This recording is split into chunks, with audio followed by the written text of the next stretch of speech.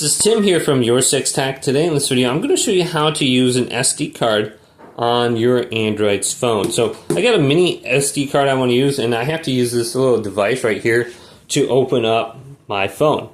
So this should have came with your phone or like your SIM card, but I can see on my Samsung phone there's a little hole on the side here. So make sure you're not plugging in right here. I think that's like a microphone, and there could be a different slot here on the bottom, another microphone. So just go to this side. It's got to have a little tray next to it.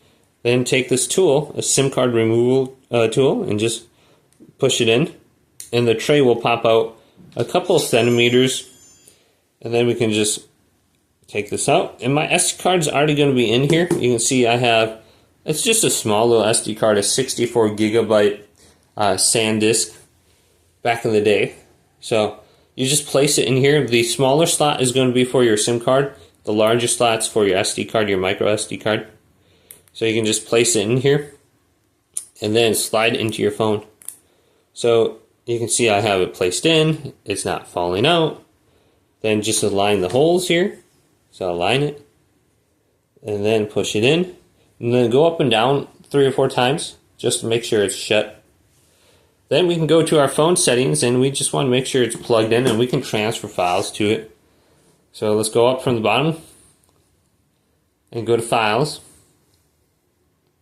Go to My Files or Files. Both is going to bring you to the same spot. And you can see I have my SD card in right now. So I can go to my SD card. I go to the top right and I can format it, and this will delete everything from it. I can create folders and stuff. But I can also transfer images and stuff over there, or files. Just hold down on the image, go to Copy or Move, and then go to your SD card, and then you can just copy it here. So just find a folder. I got a bunch of different folders in here, and then I can go to Copy. Okay, so I copied it over there now. I can show it in the folder. Hopefully this video did indeed help you out.